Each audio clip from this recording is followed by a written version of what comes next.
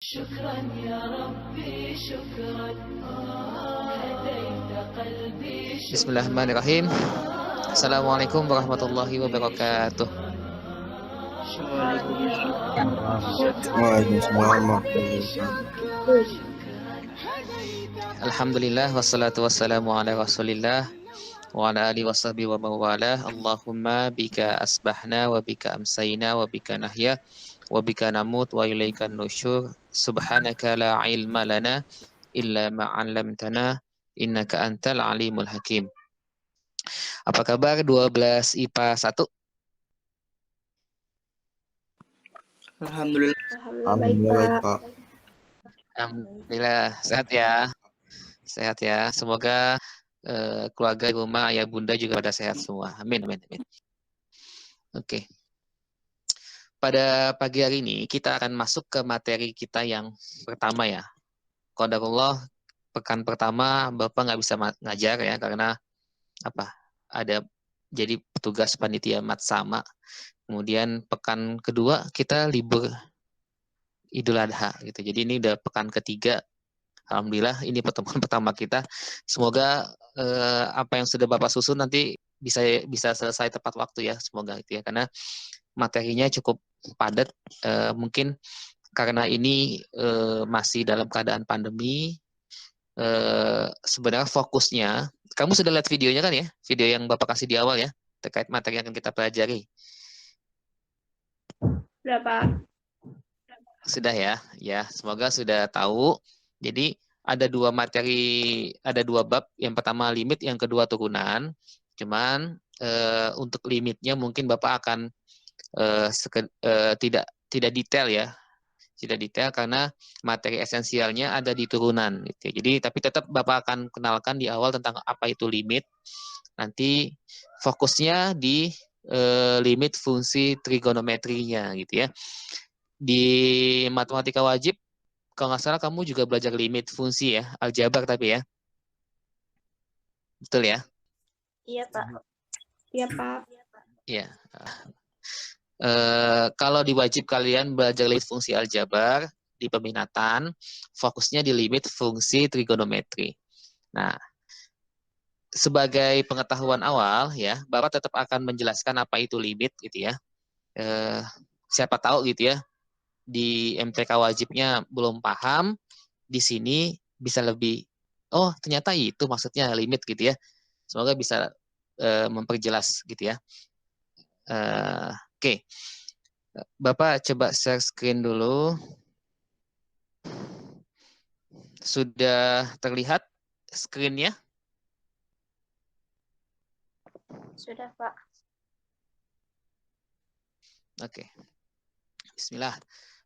Bapak akan memberikan sedikit pengetahuan awal terkait dengan limit suatu fungsi. Nah, cuman di slide ini Bapak masih menggunakan definisi dari limit suatu fungsi aljabar. Cuman nggak masalah gitu ya. Mau fungsi aljabar, mau fungsi trigonometri, terkait dengan limitnya atau konsep limitnya sama gitu. Jadi mungkin di slide ini masih yang contoh-contoh ditampilkan banyak menggunakan fungsi aljabar, tapi nggak masalah gitu ya. Yang penting kalian paham apa itu suatu fungsi, apa itu limit fungsi, bedanya apa gitu ya. Nah, sebelum kita berbicara tentang suatu limit fungsi, nah maka kita harus pahami dulu tentang suatu masalah keterbagian. Oke, jelas ya. Masalah keterbagian itu apa? Kalian harus bedakan mana yang bentuk tak terdefinisi, mana yang bentuk tak tentu. Ada yang sudah paham nggak bedanya bentuk suatu pecahan gitu ya, A per B gitu ya, dikatakan dia bentuk tak tentu seperti apa, dikatakan tak terdefinisi seperti apa?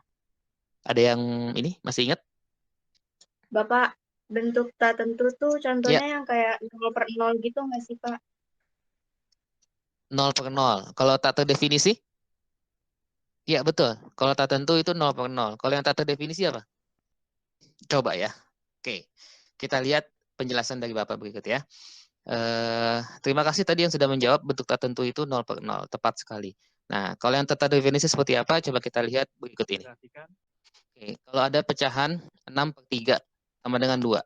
Berarti bisa kita sebutkan, kita katakan dalam bentuk lain, 6 itu sama dengan 2 kali 3, ya, atau 3 kali 2. Jelas ya? Selanjutnya, kalau ada 6 dibagi 0, berapa nilainya? Kalau 6 dibagi 0, 6 per 0 kita katakan sama dengan 0, ya. Berarti dalam bentuk perkalian, seperti contoh di atasnya gitu ya, 6 sama dengan 0 kali 0. Betul atau salah, nak? Salah. Salah ya. Karena 0 kali 0 ya 0, bukan 6 gitu kan. Oke. Kalau berarti 6 sama dengan 0 kali 0 itu suatu pernyataan yang salah ya. Nah, begitupun di bentuk yang ketiga nih. Kalau kita sebutkan 6 dibagi 0 sama dengan 6, berarti dengan kata lain 6 sama dengan 6 kali 0. Nah, maka ini juga pernyataan yang salah gitu ya. Nah, berarti 6 dibagi 0 tuh dalam matematika dikatakan sebagai apa? Ini yang kita katakan sebagai bentuk tak terdefinisi. Gitu ya. Oke, jelas ya? Nah, kalau kita punya 0 per 0, ya, kita katakan sama dengan 0, maka bisa kita tulis 0 sama dengan 0 dikali 0, gitu ya. Atau, kedua, kalau kita katakan 0 dibagi 0 sama dengan 1, kira-kira pernyataan yang kedua ini benar atau salah? 0 dibagi 0 sama dengan 1. Benar ya? Benar. Karena kalau kita tuliskan 1 dikali 0, maka dia sama dengan 0. 0 dibagi 0 sama dengan 5. Betul atau salah? Benar, Pak. Benar, Pak, benar. Benar ya? Mengapa benar? Karena 5 kali 0 itu sama dengan 0 sama dengan 5. sama dengan 0. Nah, bentuk 0 dibagi 0 ini kita katakan dengan bentuk tak tentu. Karena nilainya bisa berapa aja gitu ya.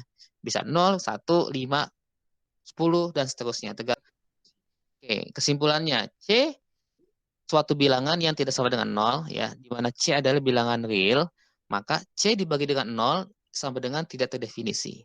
Yang kedua, jika bentuknya 0 per 0, maka disebut dengan bentuk tak tentu. Nah, nanti ketika kamu mengerjakan soal tentang limit gitu ya, itu akan banyak dijumpai ketika kamu menghitung suatu limit fungsi, ketemu bentuknya 0 per 0 gitu ya, atau bentuk tak tentu. Nah, biasanya kalau sudah ketemu bentuk 0 per 0, nah itu kamu harus memodifikasi, kamu harus mengolah, sampai nanti hasilnya itu bentuknya bukan 0 per 0, misalkan 1 per 2, 2 per 3, atau bilangan bulat 1, 2, dan seterusnya gitu ya. Jadi, stepnya seperti itu. Nanti kalau ketemu soal tentang limit, kemudian di situ ditemukan bentuk 0 per 0, maka kamu harus ubah gitu ya. Ubah bentuk fungsinya, baik itu dengan cara faktorisasi, atau nanti dengan turunan gitu ya, atau dengan aturan L'Hospital, supaya bentuknya nggak 0 per 0 gitu ya. Intinya seperti itu ya. Nah, sekarang definisi tentang limit ya. Oke, sebelum kita masuk ke limit, kita harus tahu beda tentang nilai suatu fungsi dan nilai limit suatu fungsi. Oke, ya.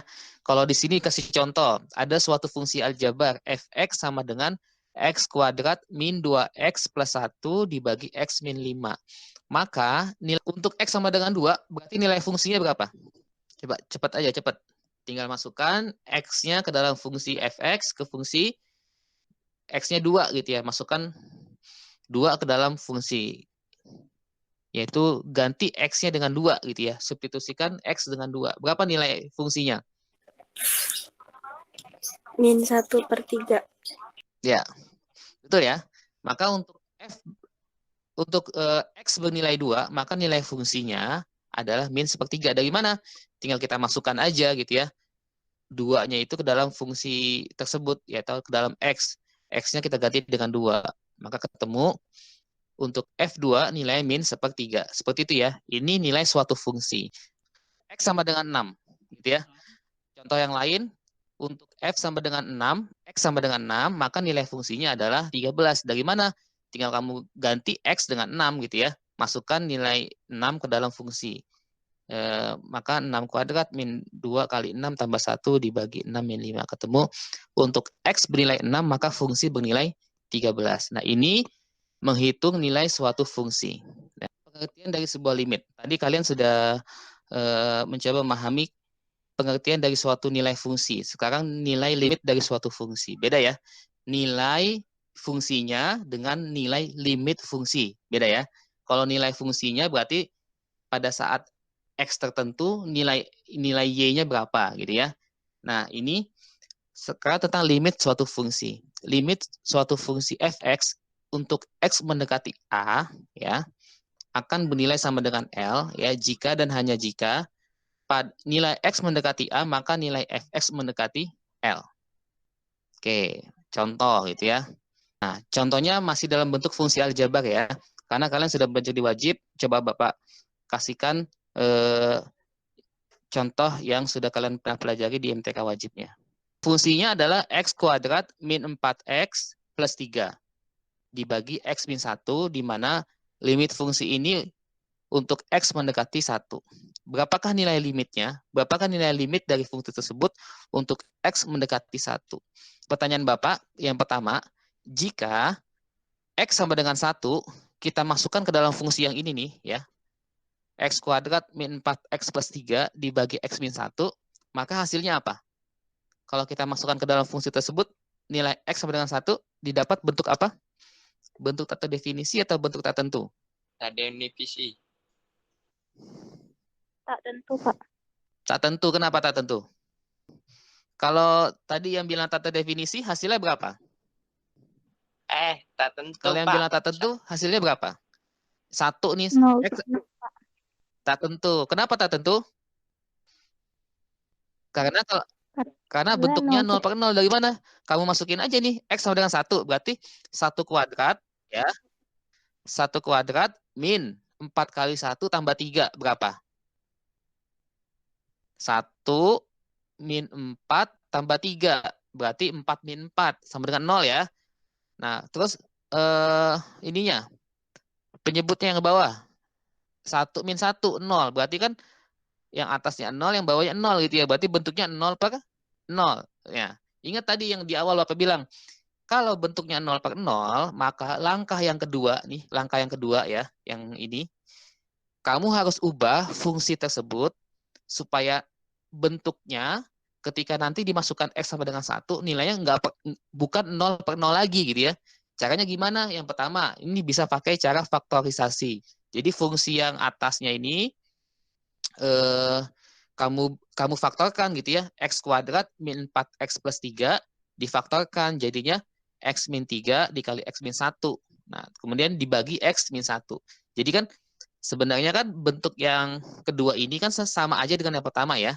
Bedanya yang kedua ini sudah kita modif gitu ya. Kita modif, kita ubah dengan cara faktorisasi. Tujuannya apa? Tujuannya supaya tidak ditemukan lagi bentuk 0 per 0 atau bentuk tak tentu tersebut. Nah, kalau sudah kita faktorkan, maka kan X min 1 ini bisa kita bagi dengan X min 1 yang bawah ya. Bisa kita bagi kan? Maka ini habis gitu loh. X min 1 dibagi X min 1 habis nilainya 1. Maka step ketiga, bentuk soal ini bisa kita sederhanakan menjadi limit X min 3 untuk X mendekati 1 gitu ya. Nah, kalau sudah bentuknya sudah berubah seperti ini, tinggal kamu masukkan lagi. Oh, untuk X sama dengan 1, berarti limitnya bernilai 1 min 3 atau sama dengan min 2. Seperti itu ya. Jelas ya? Jelas ya?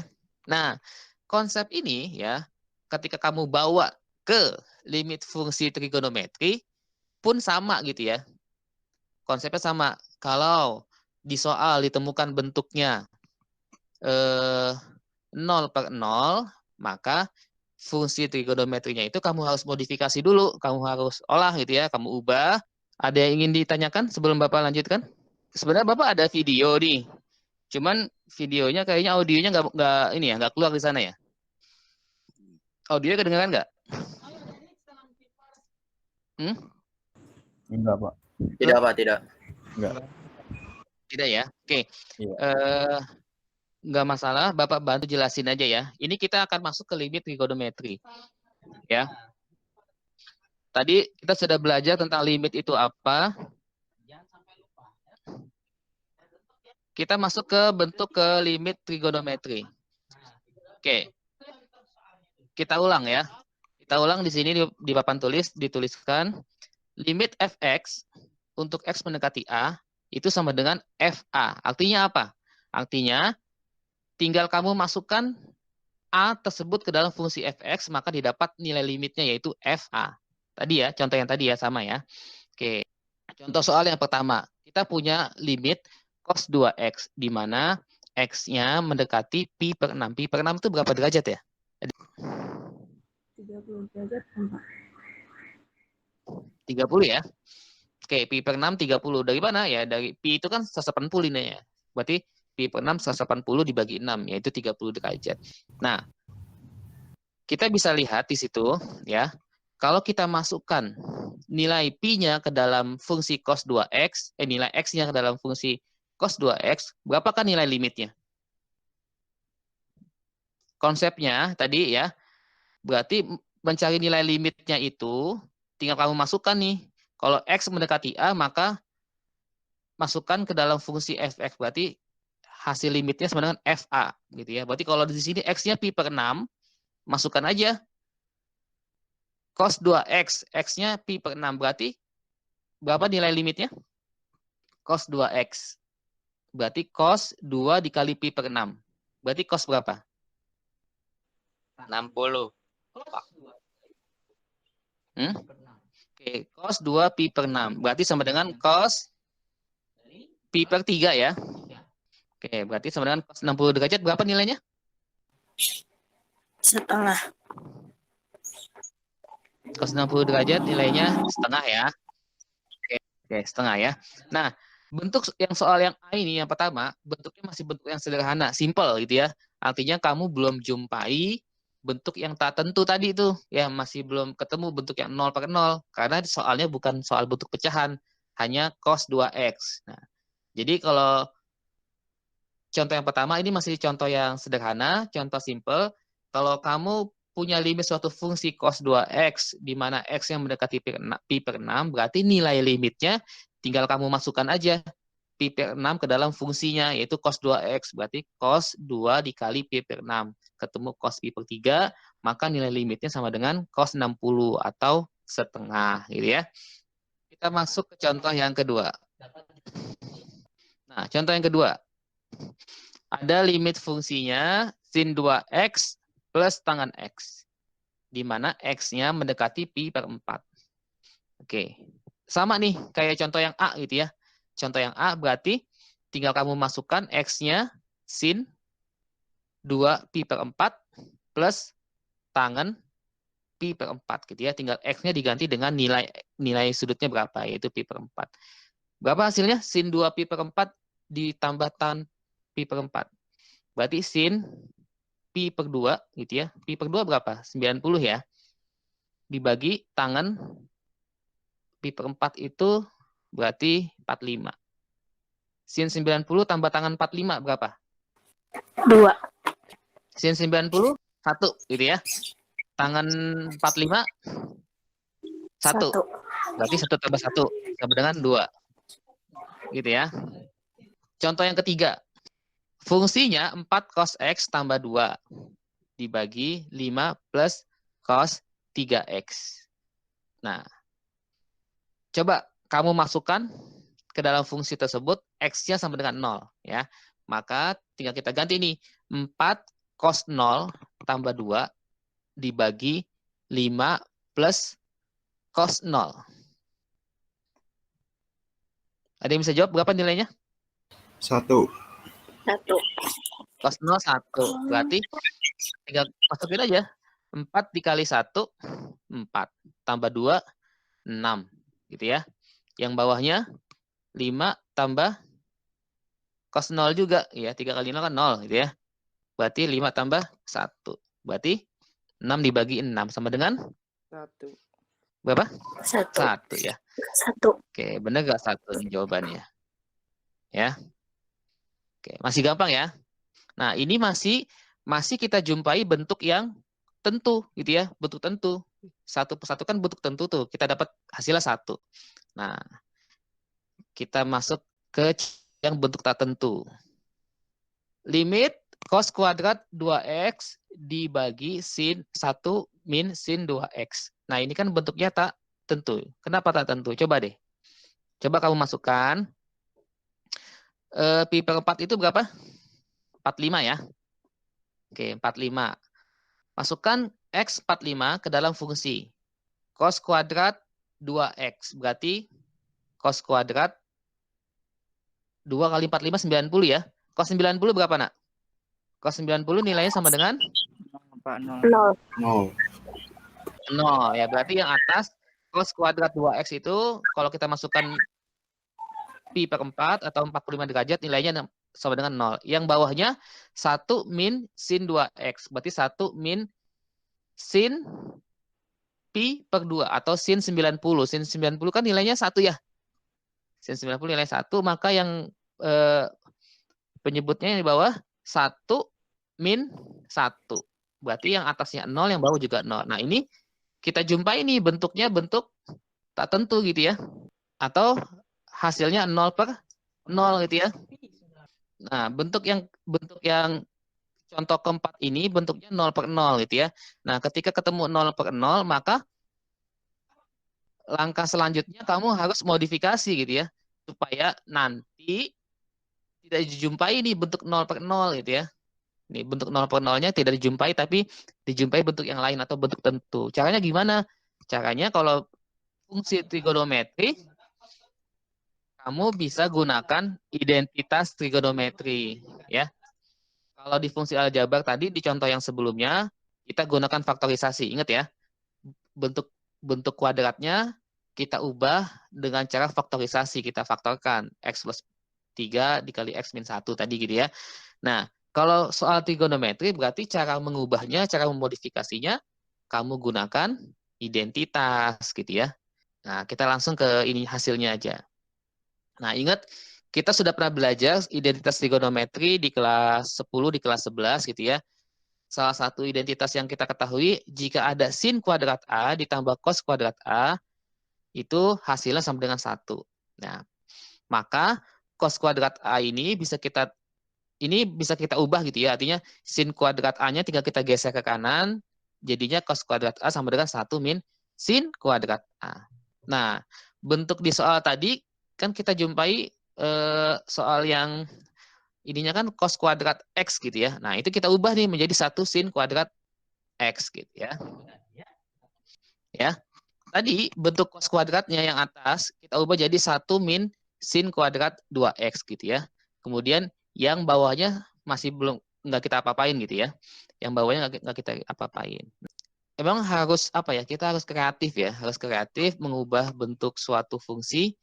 Intinya supaya gimana caranya ini bisa kita sederhanakan. Bisa ada yang bisa kita coret ya. Nah, sehingga bentuk yang atas ini bisa kita tulis menjadi 1 min sin kuadrat 2X itu bisa kita tulis menjadi yang ini. 1 plus sin kuadrat X dikali 1 min sin kuadrat X. Dari mana, Pak? Itu ya, dari yang ini nih. Dari yang penjelasan di atasnya. Kita tahu kalau kita punya persamaan kuadrat A kuadrat min B kuadrat, itu bisa kita tulis jadi faktornya A plus B dikali A min B. Jelas ya? Dari mana? Tinggal kita kali pelangi aja gitu ya. A dikali A kuadrat, A dikali min B, min AB, plus AB, min B kuadrat. Maka A kuadrat min B kuadrat itu bentuknya bisa diubah menjadi A plus B dikali A min B. Nah, bentuk yang atas ini 1 kuadrat min sin kuadrat 2X gitu ya. Bisa kita tulis jadi 1 plus sin kuadrat sin 2X dikali 1 min sin 2X. Nah, dari sini bisa kita ketahui nih ya. Oh, langkah selanjutnya saya bisa coret 1 min sin 2X-nya dengan penyebut yang bawahnya 1 min sin 2X gitu ya. Sehingga nanti didapat 1 plus sin 2X saja gitu ya. Yang atasnya tinggal sisa yang atas ini. Kita masukkan X-nya pi per 4. Pi per 4 tadi 45 ya. Berarti sin 2 kali 45 atau sin 90. Sin 90 nilainya 1. Maka limit fungsinya bernilai 2. Gitu ya. Oke. Harusnya Bapak putarkan videonya, tapi karena audionya nggak muncul, jadi Bapak jelaskan secara langsung. Ada yang ingin bertanya sebelum Bapak tutup? Tidak ada, Pak. Nggak ada. Jelas ya? Alhamdulillah jelas, Pak. Alhamdulillah jelas, Pak. Jelas, Oke, Pak. jadi sekali lagi langkah-langkahnya Bapak ulang. Yang pertama, cara mencari limit suatu fungsi, tinggal kamu masukkan nilai X yang mendekati limit tersebut. Ya, kalau bentuk umumnya tadi di awal di sini ya, limit fx, x mendekati A, maka nilai limitnya adalah FA. Artinya tinggal kamu masukkan nilai A ke dalam fungsi tersebut gitu ya, nilai X ke dalam fungsi tersebut. Yang pertama langkahnya, jika kamu temukan bentuknya bentuk tak tentu, maka kamu harus modifikasi gitu ya, modifikasi supaya bentuknya berubah dari bentuk tak tentu menjadi bentuk tertentu. Artinya kalau bentuknya 0/0, kamu harus modifikasi supaya bentuknya bukan 0/0 lagi gitu ya. Caranya gimana? Caranya kalau trigonometri berarti manfaatkan identitas trigonometri yang pernah kamu pelajari gitu ya. Identitasnya ini kok biasanya nggak yang sering dipakai lah gitu ya. Contohnya yang ini, sin kuadrat tambah cos kuadrat sama dengan 1 gitu ya. Ataupun yang simple-simple, biasanya seperti itu ya. Nah, ini cara pertama kita menyelesaikan limit trigonometri. Nanti kalau kamu sudah belajar tentang turunan, kamu akan punya lagi tuh cara cepatnya gitu ya untuk mengerjakan limit trigonometri. Oke. Demikian dari Bapak.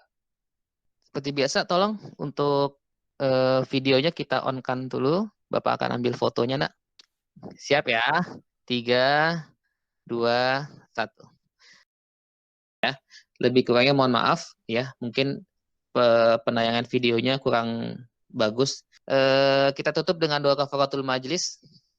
Subhanaka Allahumma wa bihamdika asyhadu an la ilaha illa anta astaghfiruka wa atubu ilaik.